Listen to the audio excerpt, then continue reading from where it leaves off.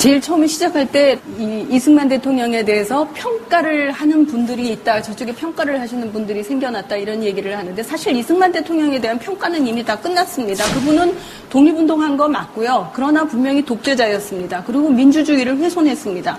아프리카에 굉장히 많은 독립운동을 한 건국 대통령들이 많습니다. 모부투 세세 세코니 굉장히 이름을 대면 여러 명이 나오는데 그 사람들이 결국엔 30년씩 집권하면서 민주주의 다 훼손해서 결국에는 굉장히 부끄러운 모습으로 쫓겨났습니다. 아마 이승만 대통령도 우리나라에서 우리나라 사람들이 그렇게 의거를 일으켜서 쫓아내지 않았으면은 그런 굉장히 추한 모습으로 물러났을 겁니다. 그나마 그 정도로 끝난 것이 그 사람 덕분이 아니라 우리나라 사람들이 똑똑했고 현명했고 민주화 의지를 가졌기 때문입니다.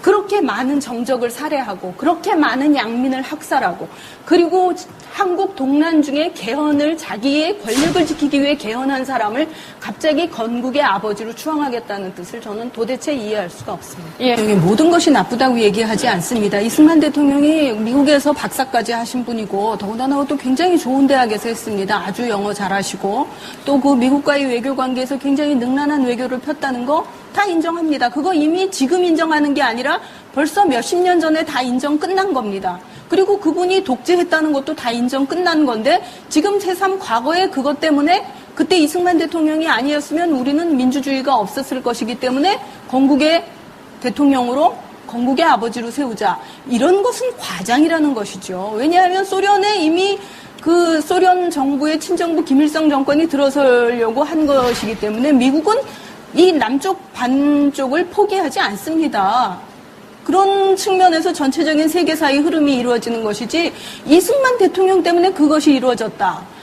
달리 연구하는 사람들은요. 이승만 대통령 때문에 민주주의가 확립됐다고 생각하지도 않고 그때부터 자유시장 경제가 자리 잡혔다고도 생각하지 않습니다. 그리고 지금 계속 말씀하시는 분이 3.15 부정선거 때문에 이승만 대통령은 굉장히 부패하고 반민주주의자로 알려져 있다고 하는데 저는 3.15나 4.19에 대해서는 한마디도 꺼내지 않고서도 이승만 대통령이 얼마나 그 반민주주의적인 그 행동을 많이 했는지를 충분히 얘기 드릴 수가 있습니다. 가령 그리고 이승만 정부 아래서 일어났던 수많은 양민 학살과 수많은 그 정적들의 살해에 대해서 대통령은 아무 책임이 없다. 그건 대통령이 직접 저지른 일이 아니다. 이런 식으로 반박을 하시는데요.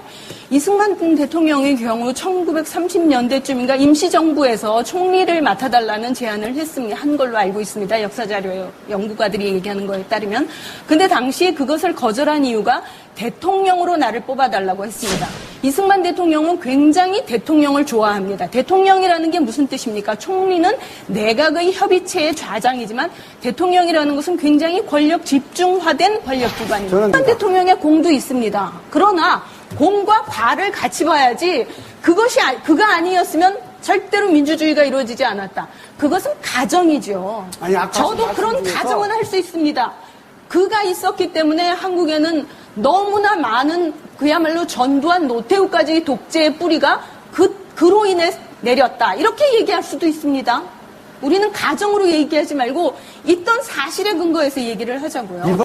잘못한 것에 대해서는 이승만 박사를 다 이해해줘야 된다 이런 관점이시군요. 이해하자는 거 아니고 그거는 그대로 기술하자는 것이죠. 미진한 부분은 국민들의 정서에 어프로치 하진 못했습니다. 100%. 사실 그때부터 이미 빨갱이라는 그 가상의 적을 만들어 놓고 너무나 많은 민주 인사를 탄압하는 그 기회로도 삼았지 않습니까? 그런데 그런 것까지 다 인정을 해줘야 된다 이런 말씀으로까지 제가 들어도 되는 건가요?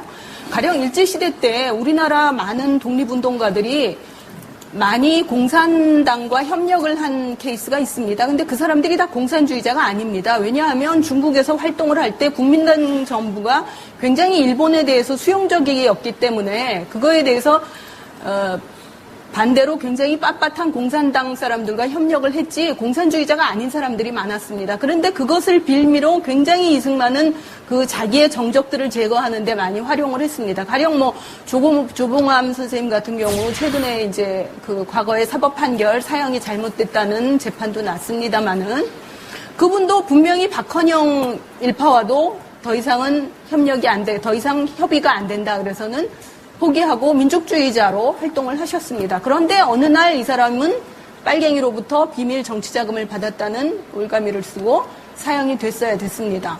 그렇기 때문에 무슨 반민특위 해체라는 것은 이것은 정말 너무나도 명명백백이 이미 역사적으로 다 기록이 끝나가지고 반민특위가 친일파들을 제거했었어야 된다. 독립운동가를 잡아들인 노독술이라는 그 경찰, 일제 경찰 출신을 잡는 것을 반대했던 이승만의 반민특위 해체는 절대로 용서해서는 안 되는 일이다. 역사적으로 평가가 끝난 일인데 이제 와서는 그것마저도 이해를 해야 된다.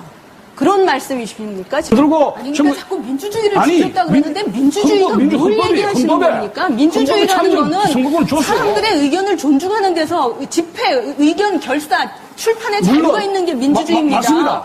아니 이승만 대통령인가 그런 것들이 다 무너졌는데 뭘 자꾸 민주주의를 지키느냐고 얘기를 하십니까? 선거권 다 줬지 북한을 않습니까? 대항해서 김일성 정권에 맞서서 이 땅을 공산주의를 안 만들었다 그냥 이 정도로 말씀하세요. 그게 민주주의가 아닙니다. 이승만 정권이 만든 거는 죄송합니다. 독재 그게 왜 이 국가였습니다. 정도입니까? 아니, 그 당시에 그러면 51년도에 대통령 직선제 하려고 그 국회의원들 잡아가두면서까지 자기가 직선제로 바꿔놓은 건 인정을 하십니까? 그건 있었으나 이유가 있습니까? 그게 또? 발췌개헌이고요. 그 말씀 하시는데. 그다음에 4.45 개헌도 이유가 있고 명분이 있는 겁니까? 얘기를 제가 하려다 못했어요. 얘기를 자꾸 듣다 보니까요. 스페인의 프랑코 총통하고요. 칠레의 피노체트가 떠오릅니다. 프랑코도 국가의 혼란을 막기 위해서 진압을 해가지고 독재를 했습니다. 프랑코는요. 나중에는 뭐 정치 사람들이 만족할 만큼 그렇게 심한 학살도 없이 순탄하게 이끌어다가다가 왕정을 만들어가지고 이양까지 잘했습니다. 그러나 프랑코를 스페인에서 그렇게 추앙한다는 얘기를 전 들어본 바가 없습니다. 피노체트는 아주 이승만 대통령과 흡사하네요. 두 분의 말씀을 들으니까 더 그렇습니다. 아옌데 사회주의 정권이 들어서자 사회주의 정권은 국가를 혼란시킨다고 해가지고 쿠데타를 일으켰습니다. 그리고 장기 집권했고 수많은 양민을 학살했습니다. 피노체트 동상을 세워라? 아까 김구 선생님 말씀하시면서 저는 이런 토론에 나올 때마다 이런 분들을 옹호하는 이 독재를 했는데 그런 분들을 옹호하는 분들의 얘기가 늘 북한에 대척했고 북한을 적으로 만들었기 때문에 그것이 훌륭하다 이런 비유를 씁니다. 그러면서 백범 선생님의 예도 하필이면 북한에 가서 미군 철수를 주장하셨다 이런 얘기를 합니다. 백범 선생님의 공에 대해서 아주 인정을 하지 않는다고 칩시다. 그러나 이분은 어떤 양민도 학살하지 않았습니다. 어떤 시민도 피를 묻히지 않았습니다.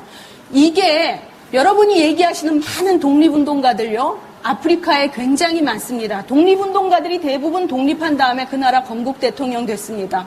근데 그 나라에서 장기 집권하고 독재하고 그 다음에 재산 축제하고 자기 주변 사람들로 인의 장벽 세우고 그래서 마침내는 굉장히 흉한 몰골로 물러나거나 아니면 지금껏 민주국가가 안 돼서 그 나라들이 고생을 하고 있습니다. 그런데 다른 거 다 인정한다고 칩시다. 뭐 말씀하신 대로 뭐 미국이 우리나라를 포기하려고 했는데 이승만 대통령이 굉장히 뛰어난 외교력과 아주 선지적인 해안으로 그것을 막았다. 그걸 다 인정한다고 칩시다. 그러더라도 이분이 그 과정에서 이렇게 1951년에 민주주의를 완전히 유린한 개헌, 그 다음에 또 4.45 개헌, 그리고 그 이후에 3.15 부정선거, 그 다음에 4.19로 쭉 이어지는 그런 행적, 그리고 양민 학살에 본인은 자꾸 말씀하시는 분들은 그분이 관여한 게 아니다. 그 다음에 좌우익의 싸움에서 좌익이 득세하기 위해서 불가피했다. 절대로 그렇게 얘기하지 마십시오. 사람의 생명을 가지고 그렇게 말씀하시는 거 아닙니다. 이게 정말 우리가 100년 뒤, 200년 뒤 우리가 한 발언이 어떻게 기록될까를 좀 생각을 하셨으면 좋겠습니다. 그거는 그렇게 죄 없는 사람을 죽게 한 분의 동상을 세운다는 건 있을 수가 없습니다. 그분이 과거에 정말 엄청난 공을 세우셨더라도 그분의 전체 행적을 보고서 결정을 하셔야죠. 그리고 그 피해자 유족들이 또 피해자 자신이 아직도 살아있습니다. 어떻게 대한민국이라는 나라가 2011년에 이르러 이승만 대통령의 동상을 세우자고 하는 이야기가 나올 수 있는 국가가 됐는지 저는 정말 아연할 정도입니다. 그게. 정치 현상을 정치가 이게 성직자의 덕목을 모라를 요구하시는 것 같아요. 그러니까 제가 궁금한 게 그겁니다. 대한민국에서 어떤 정치가가 가장 훌륭했고 어떤 정책이 가장 이상적인 정책이었다고 보시는지 제가 궁금합니다. 저희는 지금 이승만 대통령의 공과에 대해서 다른 이야기하고 대통령과 있습니다. 다른 인권 정책을 잘하신 분이 어떤 분인지 좀 아니 그 얘기를 싶어요, 하시면 진짜. 말꼬리를 잡으실 것 아니, 같아서 그게 아니고 아니요 비교를 하고 이승만 싶어서요. 대통령의 공과만 얘기를 하시죠. 자, 이주천 님이 말씀을 하시면서 그 당시는 독재가 불가피했다 이런 표현을 쓰셨습니다. 그리고 저희가 토론하는 내내 그 당시는 일제청산을 하는 반민특위는 어려울 수밖에 없었다. 그 당시는 좌우의 대립 때문에 양민학살도 불가피했다는 말씀이시죠? 그러니까 지금 우리는 이승만 평가를 지금 하고 있습니다. 그 당시 불가피했다는 이야기도 믿기지 않지만 지금에 와서 스스로도 독재를 했다는 걸 인정하면서 무엇을 평가해야 되며 무엇을 그분을 더 찬양을 해야 된다는 건지 모르겠습니다. 사실 저는 국가에 대해서 굉장히 자부심을 갖고 있습니다. 우리나라가 이렇게 민주국가가 된 것에 대해서 매우 감사합니다. 그리고 그렇게 독재자들을 위해 독재를 없애기 위해 피를 흘리신 분들에게 늘 감사하고 죄송합니다. 그 피해자분들이 지금도 살아계시고 또 유족들이 있습니다. 그분들에게 이승만 대통령을 그렇게 추앙한다는 것이 얼마나 상처가 되는 일이며 단지 그분들만의 문제가 아니라 역사를 올바르게 살겠다는 모든 이들에게 굉장한 상처가 됩니다. 그리고 조롱이 될 수 있습니다. 저는 아까 4.19 유족들하고 이승만 유족들 사이 화해 얘기를 하는데 왜 4.19 유족들이 이승만 유족으로부터 화해를 하면 모든 게 끝났습니까? 그거 아닙니다. 유족들이 다 화해하고 사과받아도 이승만에 대한 평가는 그저 그대로 있는 그대로일 뿐입니다. 우리가 정치가를 판단할 때는 그 사람이 얼마나 민주주의를 잘 확립했느냐, 그리고 그 사람이 얼마나 인권을 잘 지켰느냐를 그게 가장 중요한 잣대입니다. 민주주의가 뭡니까? 집회, 언론, 결사의 자유가 있는 겁니다. 그거 이승만 대통령 지키지 않았습니다. 수없이 많이 자기 권력을 위해 유린했습니다. 헌법도 다 유린했습니다. 그리고 인권에 관해서는 지금 수없이 얘기했지만 너무나 많이 정말 침해를 했습니다. 그런 분에 대해서 이제 와서 어떤 공을 더 세우겠다는 건지 저는 정말 의문입니다. 네, 이승만 전 대통령에 대해서 건국 대통령으로 정당한 재평가가 이루어져야 한다라고 생각하시는 분 푸른색으로 의견을 표현하실 거고요. 공이 있었지만 과가 너무 극명했기 때문에 인정할 수 없다라고 생각하시는 분들은 분홍색 버튼으로 표시해 주실 겁니다. 아까 20대 20으로 토론 시작 전에 20대 20이었습니다. 토론 마무리된 지금은 어떤 평가를 내리실까요? 물론 지금 나타난 의견은 토론 평가단만의 의견입니다. 네.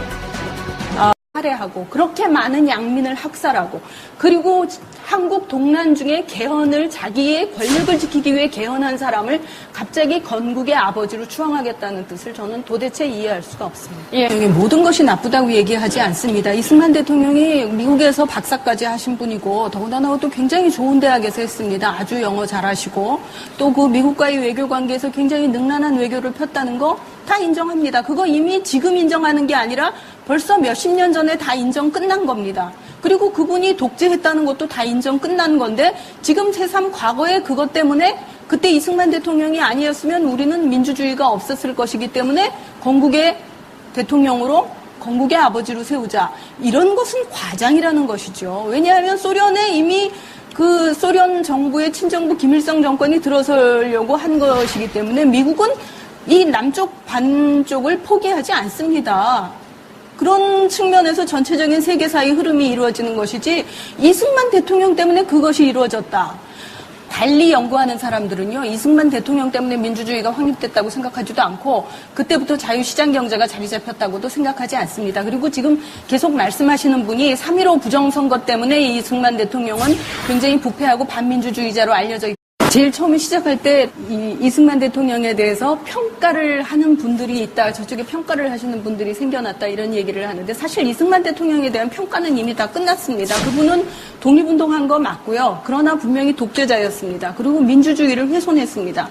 아프리카에 굉장히 많은 독립운동을 한 건국 대통령들이 많습니다. 모부투 세세 세코니 굉장히 이름을 대면 여러 명이 나오는데 그 사람들이 결국엔 30년씩 집권하면서 민주주의 다 훼손해서 결국에는 굉장히 부끄러운 모습으로 쫓겨났습니다. 아마 이승만 대통령도 우리나라 사람들이 그렇게 의거를 일으켜서 쫓아내지 않았으면은 그런 굉장히 추한 모습으로 물러났을 겁니다. 그나마 그 정도로 끝난 것이 그 사람 덕분이 아니라 우리나라 사람들이 똑똑했고 현명했고 민주화 의지를 가졌기 때문입니다.